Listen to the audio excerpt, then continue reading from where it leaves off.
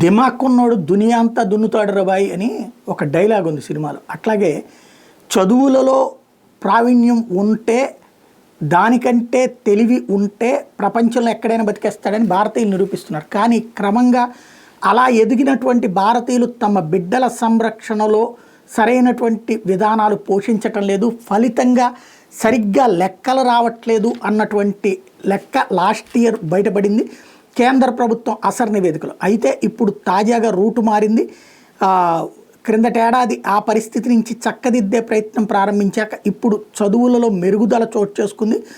2022లో 16.3% మంది కనీసం పాఠ్యపుస్తకాలు చదివే స్థితిలో లేరు అన్నటువంటి దాటి నుంచి ఇప్పుడు 23.4కి మంచిగా చదువుతున్నారు. ఇక గరిష్ట స్థాయిలో విద్యార్థులు ప్రతిభ నమోదవడం ఇదే ప్రథమం. ప్రభుత్వ పాఠశాలలో 5వ తరగతి విద్యార్థుల్లోనూ 2022-24 మధ్యకాలంలో 38.5% నుంచి 44.8% మంది ఇప్పుడు చదువుల్లో మెరుగుపడ్డారు.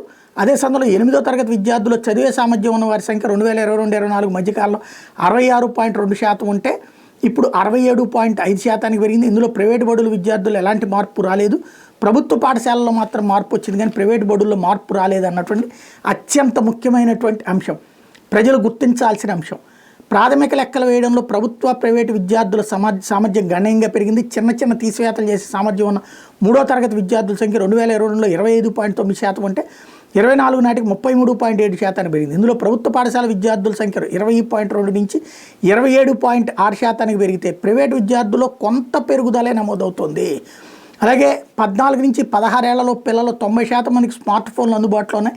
82% మందికి వాటి వినియోగం గురించి పూర్తి అవగాహన ఉంది. ఇందులో బాలికలు 79.4%తో పోలిస్తే బాలురు 85.5%తో కొంత మెరుగ్గా ఉన్నారు. సొంత స్మార్ట్ ఫోన్లో ఉన్న బాలుర సంఖ్య 36.2% ఉంటే బాలికల సంఖ్య 26.9%. స్మార్ట్ ఫోన్లను 57% మంది చదువు కోసం, 76% మంది సోషల్ మీడియా కోసం వాడుతున్నారు. సామాజిక మాధ్యమాల నుంచి రక్షణ పొందే విషయంలో ఈ వయసు పిల్లలకి మంచి అవగాహన ఉంది. ఖాతాను బ్లాక్ చేయడం, ప్రొఫైల్ రిపోర్టింగ్ గురించి 62% మందికి తెలుసు.